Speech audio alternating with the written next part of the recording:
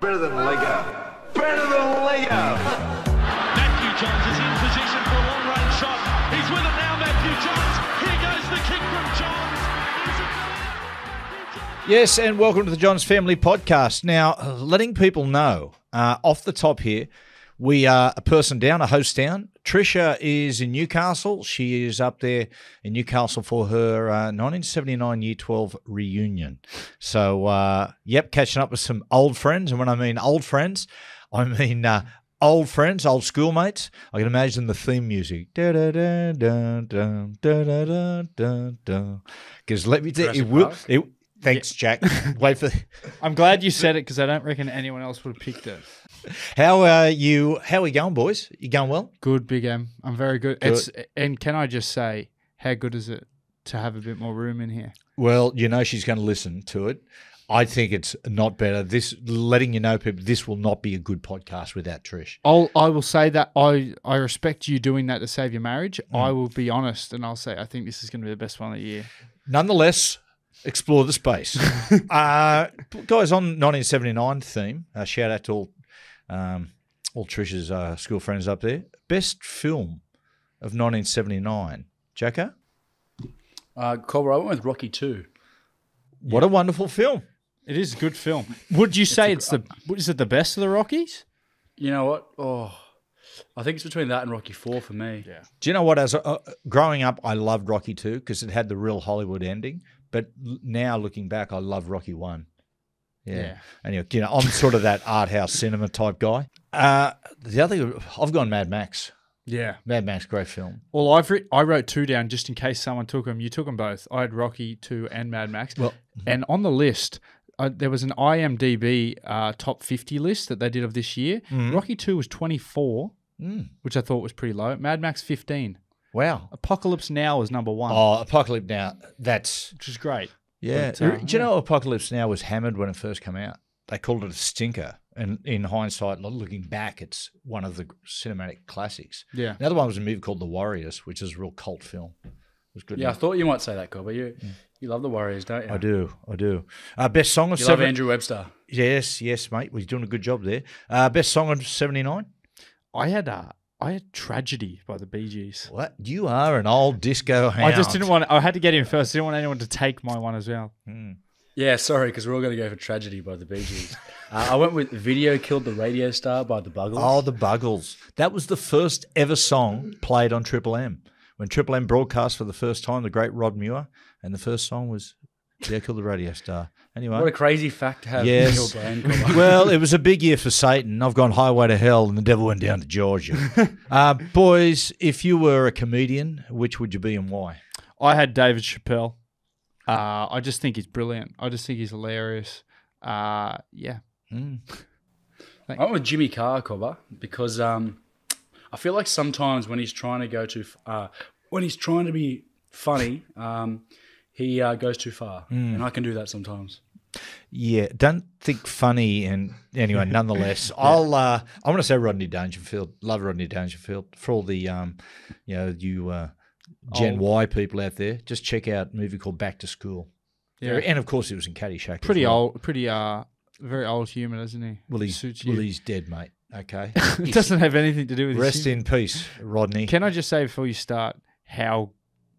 Jack, we were talking before you come on the podcast about how good you were last week. We thought not in the game, in the podcast we were talking about, and we wanted to know Trish today. We just wanted to reinforce. I thought you've come off to a flyer of a start. You're flying, mate. 4 minutes. You did get a laugh from Gavin Dangerous Dave when you put me back in my little box. So I just wanted to make sure you keep doing it. Yep. When did I put you in the box? Just before you made a joke. So he's so jam full of zingers he can't even remember when his nails one. I actually got a bit of feedback from the fans at Leichhardt on the weekend. Was it kind? Yeah. Say it. They actually, mate. I tell you what, I don't really cop that much shit. People don't mind me. Yeah. It's kind of surprising. It was a big week for you last week. Excellent on the podcast. And Jack, I gave your brother a big rap how he was playing. I thought you were outstanding until you hurt your ankle, of course. But outstanding performance, mate. You did really, really, really good. How was the atmosphere at a full Leichhardt? Yeah, it was pretty cool. Because obviously now you go out there and you warm up before you run out for the first time. And when we first got out there running out, and you could see the hill getting absolutely packed, it was pretty awesome. And you know what's underrated? You don't really see it on the camera, but we were facing I think it's the north side, the south end with like the old grandstand bit. Yep. That's a pretty cool spot because like when we were defending our line for like set after set in that first half, those like fans are like almost right behind your ears, just screaming. Yeah. And it's just packed. It's like overflowing. That was pretty awesome. It's such a great old ground. Coop and I were right in the corner. We'll sit next to a couple of Tigers fans who were absolutely paralytic. Yeah. The bloke was gone. And we had a little thing. They were good blokes, but the guy just, halfway through the first half, he couldn't even talk, which is a surprise because it takes 30 minutes to get a beer there. But anyway, actually, I did go around to see the friends and fam at the end, Cobber. You weren't there, and believe it or not, Cooper was there, which actually surprised me. Yeah, look, I had to get I had to take off with 10 minutes to go because we had the show that night, mate. Always thinking of my fans. And I tell you, what about the one? There was a moment in the game when Jack Hetherington was warming up. Remember that, Coops? Yeah. So Jack Hetherington is warming up the sideline, and these about three young blokes, about 18, 19, are just giving it to him, going, yeah, Jack. I leaned over and I said, hey, listen, boys, that bloke can fight like and Mike Tyson. If he jumps the fence, he will can literally kill all three of you. He's got I've told people this before about Jack. He's got the dangerous three. He's physically fit and he's got endurance. He's got extreme power in the gym. He lifts just as strong as anyone I've ever seen. And he's got that psycho manner. So if you're in front of him on a bad day and you're about to get touched up, you're not walking away. Put it that way. Yeah. I've been told from very good authority that if they were going to hold a boxing match in rugby league, that he would win it. I think he'd probably win. He looks more of a street fighter. I think he'd be better on the street. Oh, thanks, Costumata. If I want your opinion on fighting, I'll beat it out of you. Why are you giving such opinions? Who gave you the credit to give opinions on fighting? Now, let's move on. Cooper, what about let's go to your nasty review. Well, just before we do that, I had a bit of feedback from a few listeners. They wanted to ask, I had a promo last week with Paige Spiranak, who's a famous golfer. But a few of our listeners wanted to know what she was like. And just for our listeners, great golfer, terrific woman, very down to earth because she doesn't. If you probably don't know who she is, Cobber, but she's very popular in social media. Now she's got something like 5 million followers, which is more. Is that a lot? That's a lot more than you, Big M. But she's kind of gone down the modelling route, if you know what I mean by that. Like, I know what modelling is. Yeah, you do. Well, do you? And people, she kind of got a bit of a bad rep for it sometimes. People sort of saying, oh, you're sort of leveraging off how you look and whatnot. Nothing wrong with that. I've made an art of it. Exactly. But very, very down-to-earth girl, and she gave me some great tips in golfing as well. I hit one of the best shots I've ever hit in my life, eh? What? Okay. Talk us through it. Were you showing off? No, I wasn't showing off. I said I'm not a good golfer. Because your dead shit uncle, did you hear about your dead shit uncle, what he was doing? Did you hear about that? Oh, your uncle was on something. Someone showed me going, oh, look at that. And guess who's holding a tackling bag for her, huh? Who else? Gaz? Who are you talking about? No, I'm talking about Joey. It was the Cooper. And I'm going, oh, my God. You really are. Why does he talk like that? That's how Joey talks these days. Well, I can say this to Joey. It takes one to know one. Oh, you're not wrong. Okay, Coops, time for your nasty review. Yeah, this week, I like changing up every week. This one, we've got a mean, based off the segment mean tweets. I got a concept. I had a couple mean sort of messages from the last couple of years that I found to myself. So I thought, why not, while I'm full of confidence and they don't hurt me, why not read them live on podcast? So these are ones that were fired at you. These are negative ones. These aren't good. Okay. This one was from last year. Not only were you the worst player out there today, but you were also the worst looking. Seriously, cut your mullet before you give my eyes cancer. Who said that? Uncle Joey, pull your head in. which was, that was Craig Bellamy after the game. Talking about bad haircuts. Feeding. No, thank you for that one. And this one was after last week's game. This is what sort of gave me the idea. Congratulations today, buddy. Was really impressed with how one player can single-handedly derail a whole team. P.S. Go f*** yourself. Which I didn't really get because we won convincingly, so I don't really understand why he was so into me. He might have been a Bulldogs supporter. No, he mixed you up with Brandon Smith. Oh, mate. Leave him alone. He's a great friend of the podcast. He is. And that was it. I only had 2 for you this week. But yeah, keep up the negative comments. I can. Is this a bit of a trial period for you two? Just going off topic for just a second. You two have been looking around at possibly having a gig and derailing the family and just going on your own. It's not a bad idea. Is this like a little? Because this is the first time you two have been in the studio just together, right? Yeah, it is. Yeah, it is, mate. We've discussed our options. We sort of feel like, with Paul and John, and you and Tricia, Ringo and George. Which one am I? Jack's what's the girl? Yoko. Yeah, I'm pretty sure Jack's Yoko. Tricia, no, Yoko's of the year. She's at the 1979 reunion. God, she's going to hear this. She's going to cut my balls out again. Jack, it's time for your 10-1. Well, thank you very much, Cobber, for that lovely introduction. Just enjoy that mouthful, mate. No problem. Don't let professionalism get in the way. It's just been a big day. I actually bumped my mate Matt Croker today, and he gave me an idea. I should go 10-1 solo artists that started in a group. Like it. Okay. So number 10, I've gone with Harry Styles. Sort of 5 Seconds of Summer. He was obviously in that band, Two Directions. Yeah. And then number 9, I've gone with Lionel Richie, who was in the Commodores. Yeah. Was he in the Commodores? Yeah, he was in the Commodores. Oh, that's weird. I didn't know that. Drove a Commodore there for a while as well. It was part of their promotion. Holden Commodore. It was hello. They don't make them anymore, do they? Holden Commodores? No, they're done. And by the way, is a Commodore a bird? Yeah, sure. Now, a Commodore is someone who runs a ship. So a Commodore, I don't know if it is a bird. Maybe give us some feedback. It is. Dangerous is just. It is a bird. No, it's someone who runs a ship. Yeah. No, it's a grey-backed North American herring gull. Okay. So people get in touch with us.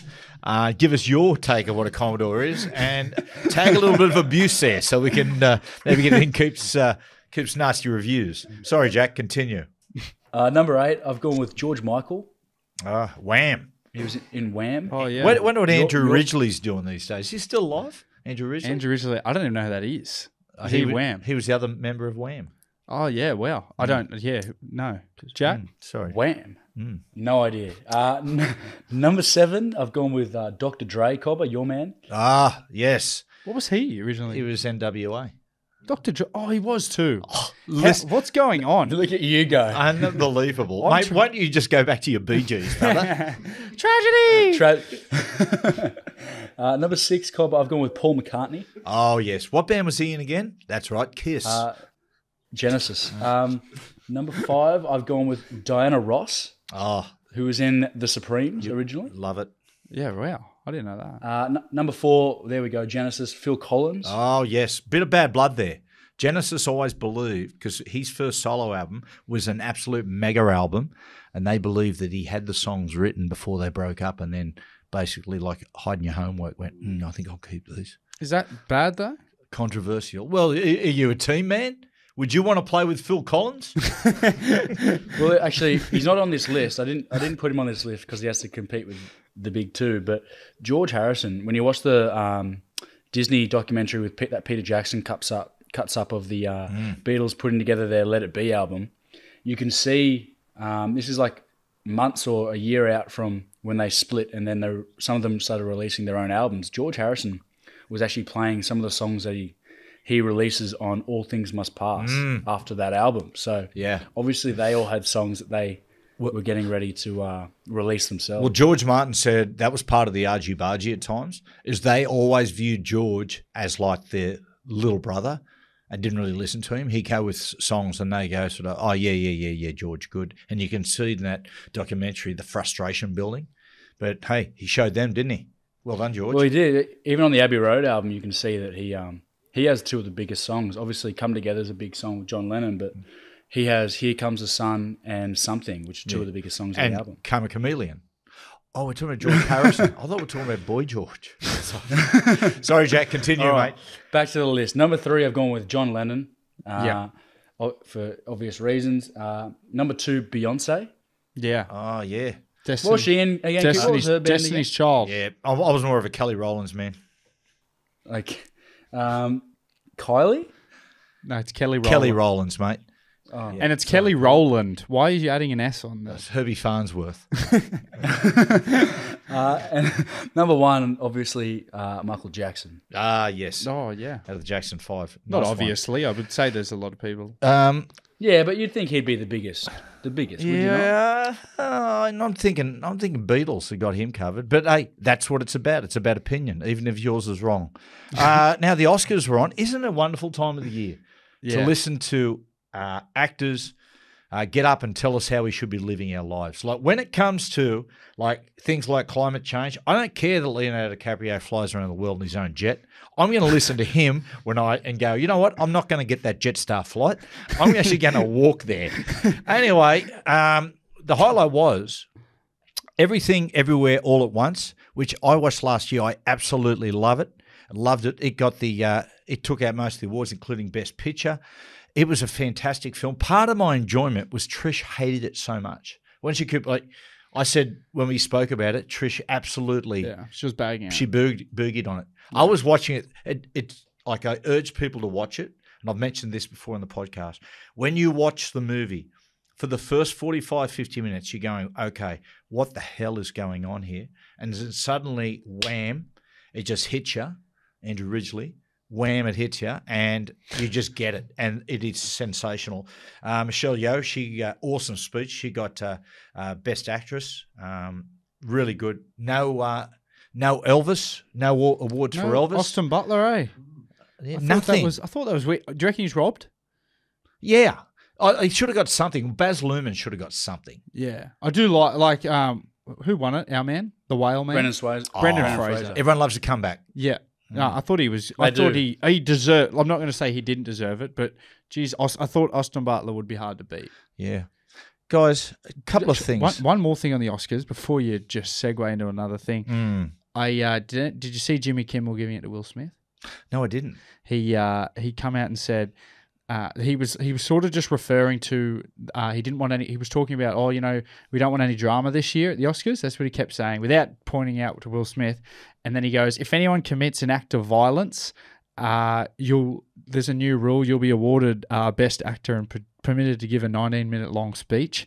And then he was saying, but seriously, if anybody wants to come up here and try to beat me up, you're gonna have to get through a long list of people trying to protect me. And he was just pointing out all these actors in the crowd. I don't even think they were expecting it. He was like Spider-Man, and there's Andrew Garfield out there. Oh, he was actually very funny. I like Jimmy Kimmel. I reckon he's good. Is he the best of the late night hosts? Oh, geez, it's a hot field. Conan doesn't do it anymore because Jay Leno no more, David Letterman no more. I like Jimmy Fallon. It's he and Jimmy Fallon. I like Jimmy Kimmel better. Yeah, I think Jimmy Kimmel's just got the edge over him. I watched Jimmy Fallon when I was in the States. Can I just be like, I know, look, my show's an iconic show all around the world, but I was watching it going, this show's pretty ordinary.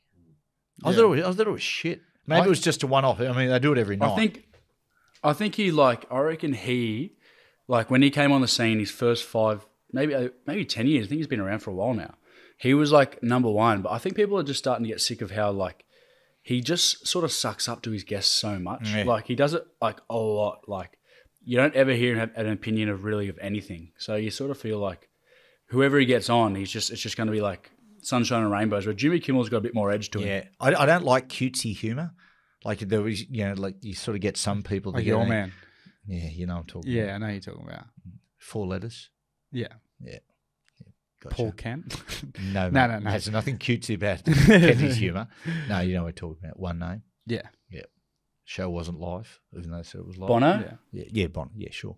Now, let's go from the Oscars to couple of young men that I just want to give, put it this way, a very dear friend of ours who shall remain nameless. There was a bit of a thing through the week where his young child went to daycare.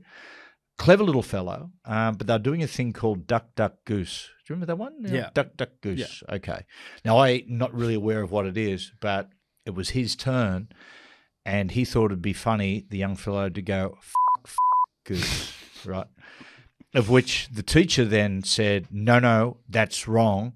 And he went, f you. What? The parents, who we know very well, were called in. They were horrified. Well, the mum was horrified. I sort of get the feeling that the father was Sort of proud. proud a little bit.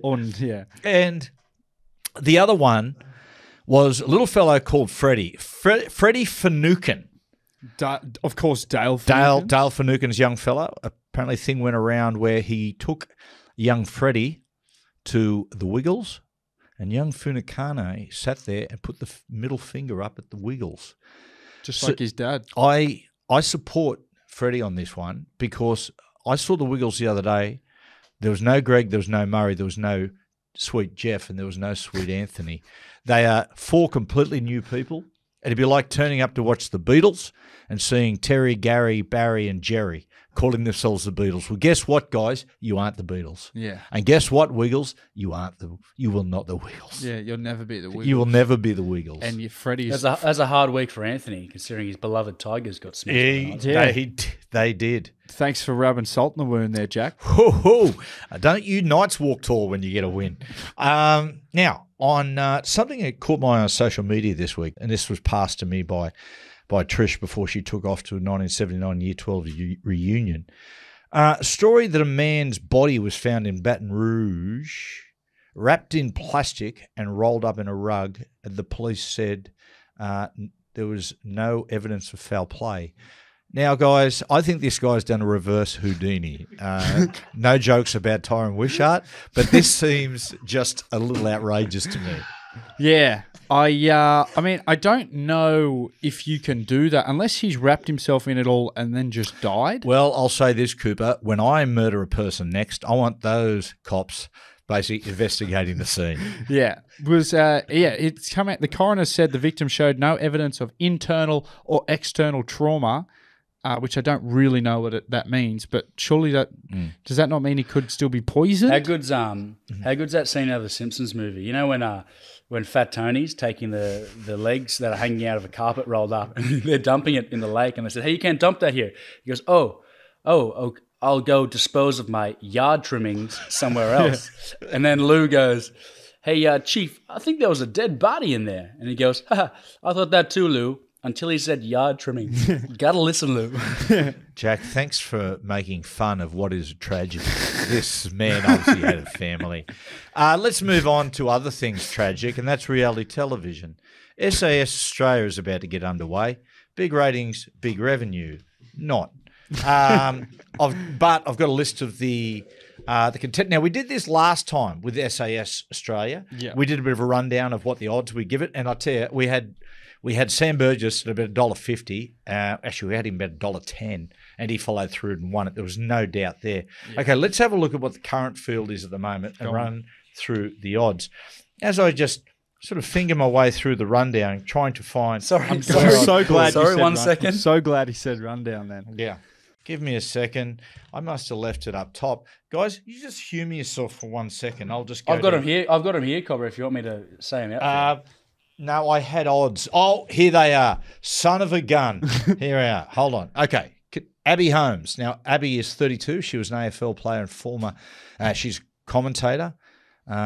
Look, 32, still athletic in the prime, but AFL players only fair okay. I'll give her 10-1. Okay. You with me on that?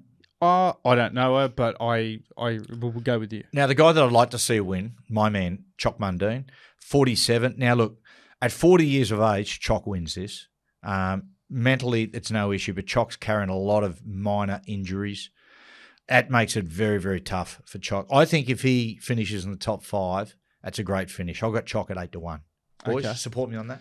I would support. I would think. I mean, I don't know what kind of training condition, or if he still trains hard. We've got a lot of injuries. Makes it hard. Yeah, it would be hard. Yeah, the mind's willing, the body's not able. Yeah. This one, here's the favourite. Boyd Cordner, 30. Red hot. Can't get enough money on him. Physically in good nick. Mentally as tough as it gets. An absolute warrior. Boys, I got him at $1.75. Probably too generous. You're basically giving money away. Yeah, well, but the other thing is he did have a long, not too long, but he had a pretty, he played a lot of big games, Boyd. Is his body all right? Because he's overcome more injuries than most people in a over a decade long career. Well, so did Sam. I just reckon he's the sort of that's true. He's the sort of guy like Sam that if he's carrying an injury could go through it. Well, this is I look at when he's not going to get beat by the physical task. Put it that way. That's not that ain't going to be. You know what I mean? Nah.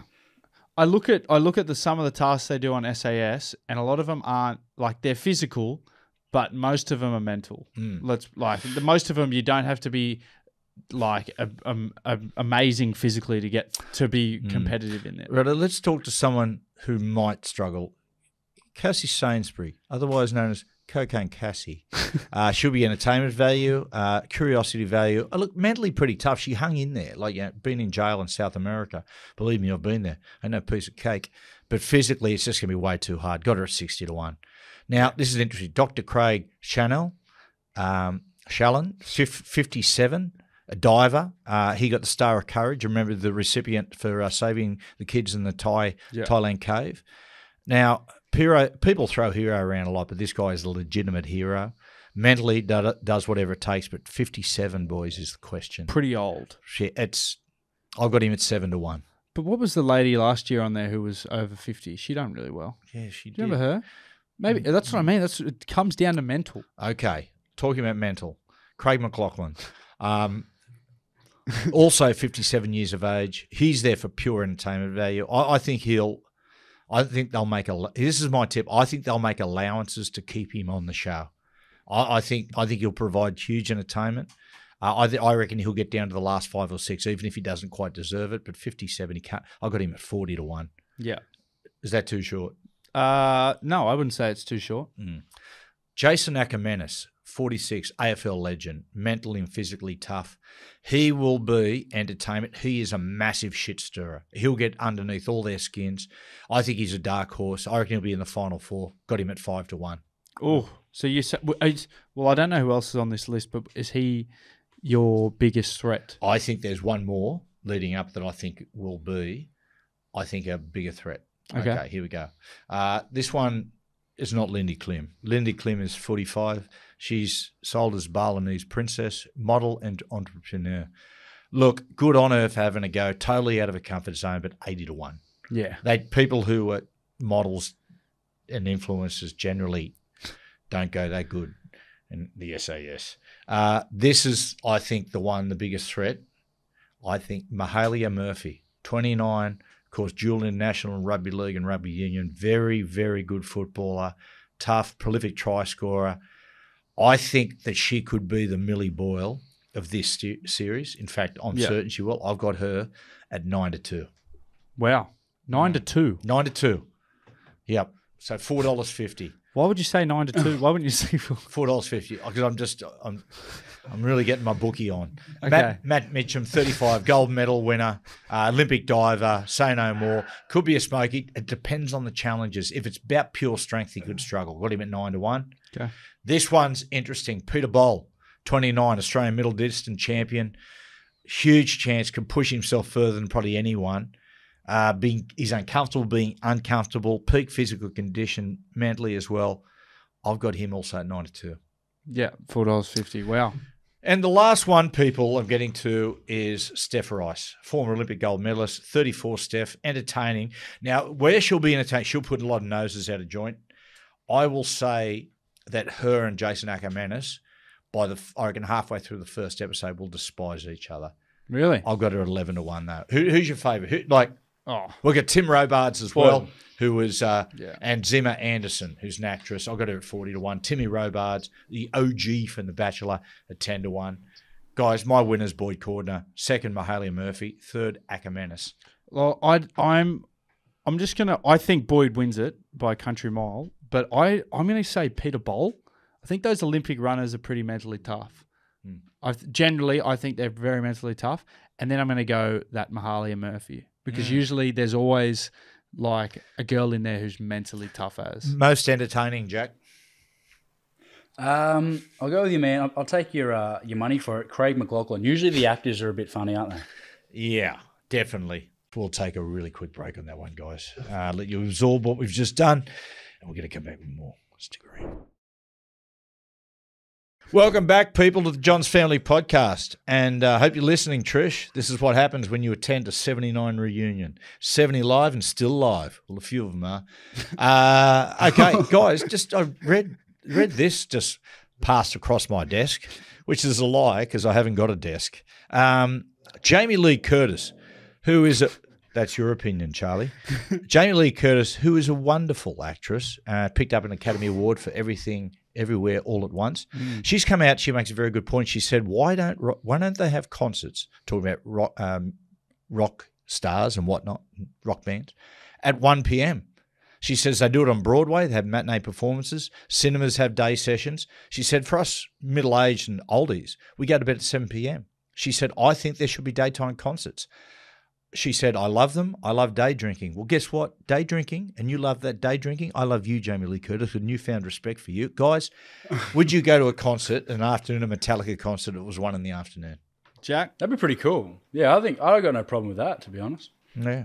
You just couldn't do it on a Friday, obviously, because people are working. Yeah. It'd have to be on generally Saturday's your day. Yeah. I think, Jack, you've nailed what I was going to say. If it was on a Saturday, it kind of gives me festival vibes. Yes. As though you're going to a festival. It might be a good... Or the races. Keep going. Or the Aussie Open. Or the footy, sitting on the hill at Leichhardt. Look, I would say yes to acts like Paul Simon, Ed Sheeran, Sting, Robbie Williams, but I don't know about going to see Metallica at 1 in the afternoon. What? What's wrong with that? Have you not seen the Moscow video that you've shown me 1,000 times? Colin? Oh, that's true. I'll take all that back. God, I hope Metallica play a day concert. You look at how Live Aid looked when they did that sort of big day concert. I know there were so many acts, but imagine going to, say, a Queen at 2 in the afternoon. Oh. Imagine that. Like Sunday, there's something special about a Sunday afternoon. When you're on a Sunday afternoon and you're getting drunk, there's just something a little mischievous about it. It's almost like, you get programmed. Do you get melancholy on a Sunday afternoon or a Sunday night? Do you get into that rhythm that school's the next day? Yeah. Yeah, 100%. Friday night is the best. Yep. Because you know that you got the whole weekend ahead of you. No matter what you do to yourself, either you've got time to recover or time to keep going. Whereas Sunday, you just got in the back of your head, I'm up early tomorrow. See, I'm a Thursday guy. Oh, you're looking at the long weekend. Because I almost have like a moment of reflection and I'm like, this is going to be a great weekend. Yes. And then Friday, it's almost like, okay, I've got today, tomorrow, but then like it's still 2 days to Sunday. Saturday is good, but I know Sunday's coming. The Sunday scaries the next day. Monday, I've just got Friday on my mind. Yeah. Yeah, it's getting hard in the city. Be with Trisha. She's so pretty. Shout out to Trish. It's funny, isn't it, how you get programmed when you're a kid and you get there and you just think to yourself, oh, my God, it's Sunday. I got school the next day. Even now, I get there and I go on a Sunday night when really I'm going to be doing the same on a Monday as I do on a Friday, Saturday, Sunday, and that's sit on the lounge and drink. Yeah. But it just tastes better on a Saturday. Yeah, it does. Anyway, that's my opinion. Tonight, boys, the Bunnies play the Roosters. Look, we've got Manly, we've got Newcastle here, but this is just the best. I can't wait for this. Yeah. Looks like it's going to be a good game. I hope our little friend Brandon Smith has recovered from his back too, because I feel like he's been kafusied. Yeah, Hudson Young got kafusied. Who's going to get kafusied this week? Maybe it's Jack. Maybe, yeah. Hopefully Jack gets kafusied. Don't turn your back on the foos. Is done. Well, who's down that left side? Tyson Gamble. That is a man I wouldn't mind getting kafusied. Just quietly, because mate, he is a champion fella. I don't even know where that come from him on the weekend, but it come out of nowhere and surprised the shit out of me. Well, I tell you, if you've watched him play before, you shouldn't be surprised. He is a grade A shit stirrer. Yeah, I've played against him, And let me tell you something.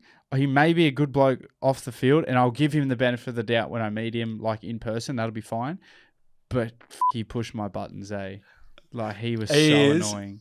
Adam Dewey's a fan. Adam Dewey's a big fan. I think he said to him, "Hey Adam, if you're having cramps, maybe think about salt tablets." And he just took offence. No, he is a champion, and I love playing with people like that. It's awesome. Yeah, and you know, Jack, I think for the Knights, like, okay, this is the way I think about things. If you're going out to play, let's say for instance this week, you're going to play the Penrith Panthers, and you're a side who's struggling, you've got a lot of people out. Well, you don't go out playing their game. And you don't go out there to play a game to try to score 20-odd points. You go out there to make it. You try to dictate the terms of the fight. You get up in their grill. You upset them. And that's why, like, if I'm coaching Tyson Gamble and Jackson, I'm going, hey, listen, if we're playing these top sides, hey, brother, let's get out there, get in their grill, upset them. Yeah. Well, if you got the characters to do it, I mean, it sort of turns into a strength. Yeah. Why you don't want to nullify it? Well, that's it. I mean, Adam Dewey, he's got a newfound respect for Tyson Gamble as Tommy Talau has for Jackson Hastings. I mean, we have got there, and that is a halves combination to really put you in a straitjacket. Yeah. What are other halves combinations in the past, Colbert, that would almost put you in a straitjacket? Andrew Johnson, Sean Rudder, I'd say. Andrew Johnson, anybody. Good combo, but could play together. Good. Guys, Tim Zoo, win over Tony Harrison. How good was he? Yeah. It looked like the atmosphere at the fight looked as good as I've ever seen any atmosphere at a fight. Tell me it was awesome. Yeah. He's some boxer, eh? He's awesome. See, it's his rate of improvement. Every single fight, he just gets better. And he talks about, man, I'm going to work on this. I remember he fought Dennis Hogan. He said, I'm going to work on my body punching. He beats him with a body punch. In this fight, he didn't just have the power, right? It was his ring craft. And I've said this before, the way he walked the ring and he cut off the ring, like Tony Harrison just couldn't breathe. He was just all that. And Tony Harrison's a hell of a fighter. Some of his counterpunching was outstanding. But Tim is just... his rate of improvement is quite incredible. And I see some of the usual suspects in America going, oh, yeah, he was a bit green, he's a bit raw. Well, you said that 3 or 4 fights ago, right? And I think in Australia, when he was going to fight Charlo last time, he's going to be about $3.25. If he fights Charlo tomorrow, then, mate, I think he's about $2.25. I think he shortens right up. Yeah. And you know what it's good to see? He's really sort of come out of his shit. He's obviously been told by his promoter to ramp it up. Yep. Because Matty Rose. As you do, ramps the price up. Yep. Right? Every man's got their price. I respect that. But he's really... because it almost looks like even how he came out to the ring and whatnot and how he's been talking prior to the fight, it's really making it more interesting. And it makes the atmosphere better. Do you? Yeah. Sorry, Jack. It was a good fight. Me and Dill on the... was it the Thursday or the Wednesday beforehand... Actually, it might have been the Friday. We watched that Brock Jarvis. Fight the young Thai guy. Is it? Filipino. Yeah, I'm sorry. Filipino. Yeah, he was. Mate, he was a good fighter. The young Filipino fighter, he was tough as nails. Well, the guy honestly, in the second round, I thought he was going to get him. Well, I had coffee with Johnny Lewis on Saturday, sitting there with Johnny for a couple of hours, and we were talking about Brock. And he just said he's probably gone down in the weights a little too far. He said, but man, the Filipino guy. He said, mate, he was as game as Ned Kelly. He was a very good fighter. But Tim, it's funny. So that's funny, Coop, that you like that. You like the showmanship. See, well, I think it's good for the sport. Sure, because I don't think it's necessarily Tim's character. Yeah, I don't think so. It's and you can see it's forced. You can see it's not really like he doesn't really want to do it, but it's better for the sport. It's better for his brand. But I respect that he's doing it, and it does make it a bit funnier and a bit better. Yeah, I see. It's funny, and I don't like, but fathers and sons, you compare them all the time. His dad, Costa, was a minimalist. Like, he was very understated. He would just walk to the ring, and he was like that, the silent assassin. That's how he worked. When he fought Zab Judas just jawing off the whole time. And honestly, Costa said a dozen words in the lead up, then just went in there and knocked him out. I get it. It's a different world. I mean, we're talking about a fight, fair enough, 20-odd years ago. And now it's about selling yourself. I do get it. Yeah. I I do. mean, I don't want. Put it this way. I don't want Tim coming after me. Please, Tim, if you're Well, listening, who to this, knows? don't take offence. maybe if they told him to, like dial it back even and be more the silent assassin type, I don't know what sort of effect that would have had on the crowds and whatnot. Maybe it would have done better. I don't know, but He already sold himself very, very well. he did sell himself very well. Matt don't want no scrubs. Hey, No, don't go chasing waterfalls, something like that effect. It's time for Cooper's quiz. What do you got for us this week, funky dude? Guys, I'm very excited because it's going to end up Jack versus Maddie today. Oh, yeah. This is a 3-round medley, okay? And each round is one of the games that I've started before. So the first round is fact or cap. The second round is guess the movie based off 5 actors who are in that film. And the third one is guess the song off the lyrics. Wow, it's like a smorgasbord. It's like we're at Sizzler. I know, It's a honestly. quiz. And it's obviously it's very personal for you guys because you had that big fight 3 weeks ago. So I'm very excited to see what happens here. Jack, I'm going to start with you. I'm going to go through all 3 and you'll get a score out of 3 and then the pressure's on Dad. Okay? does he have a different list or? Yeah. No, you have the same structure. They're obviously not the exact same questions, Jack, because then he'll know the answers. Well, I was going to say, do the ones that I can't guess, does he get those? This is very technical. He's got his own questions. You've got your own questions, God damn it. Thank God you went on Saddle of the Century because Jesus. by the time the show finished, it'd be 3-hour extravaganza. Okay. Shout out Tony Barber. First one's fact or cap, Jack. Okay.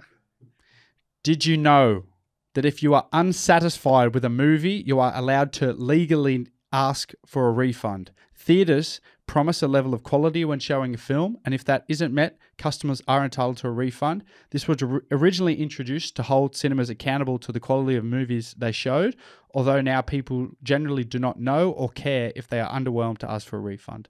Fact or cap? Cap. Cap, yes, it is cap. Very well done.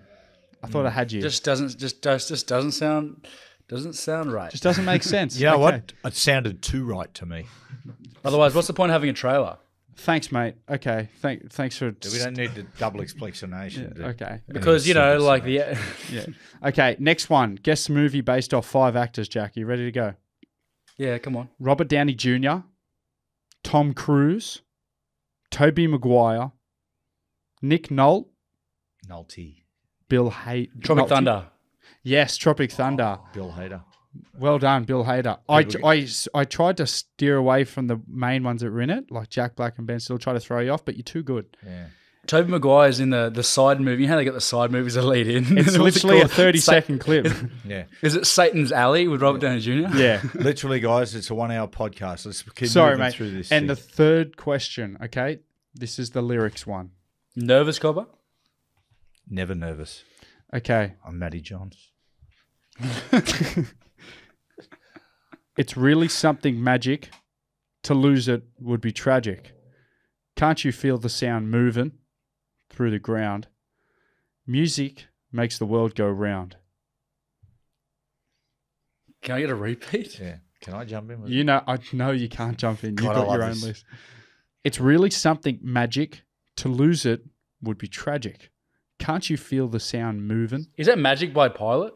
No, bam, bam. It's actually Can't Stop the Music by Yeah, the Village by the People. Village People. I had the album. Yeah, your favourite band. It was the lead song on the album Can't Stop the Music. Second song was Milkshake.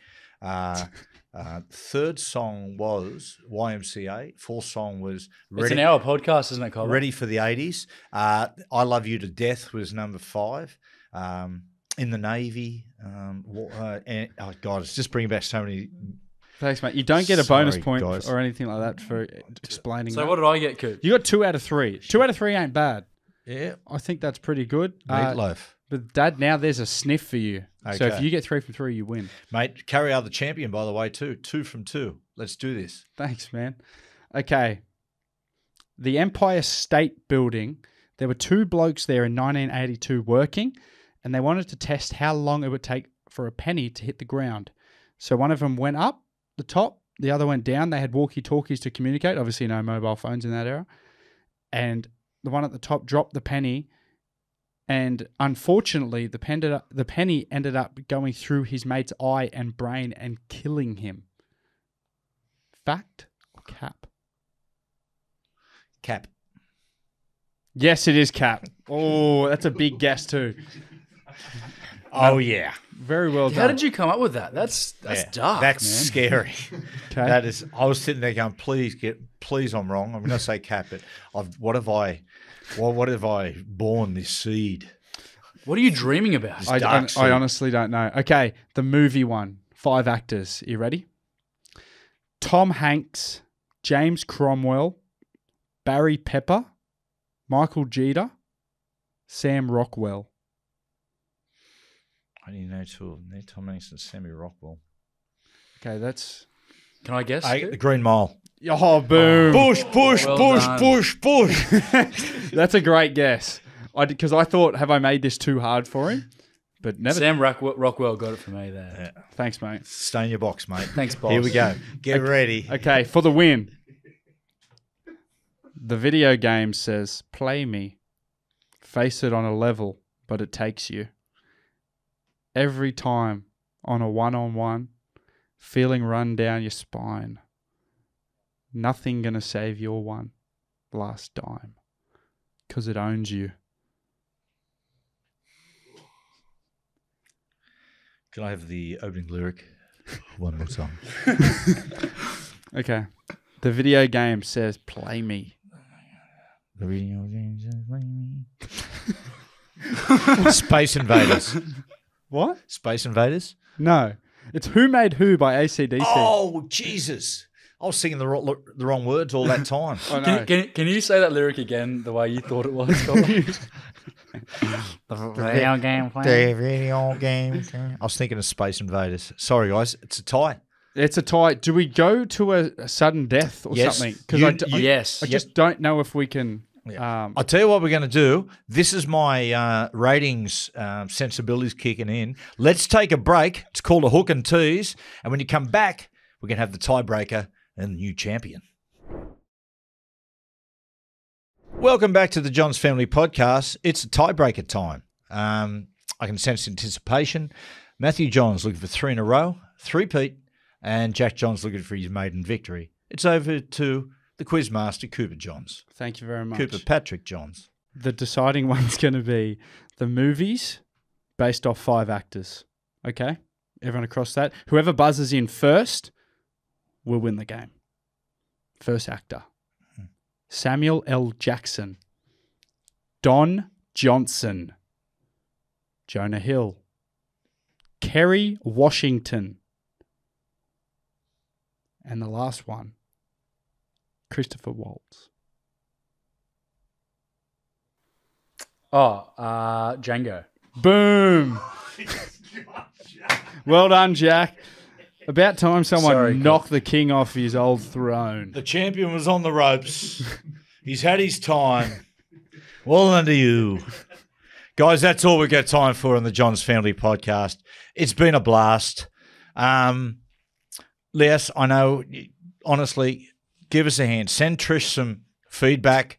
Give her a little boost up. She's going to need it. Good one, Jack. Well done, mate. That's another man of the match performance for you. Take care of yourself, Cobber. And, Yes. go well. Go well. Well done to you, Cooper. Stepping into the mum's breach. You did well. And shout out to all Trish's old schoolmates up there, the old 79 Year 12 reunion. Hope you're all going well. And good luck to you. He's with it now, Matthew Jones. Bye.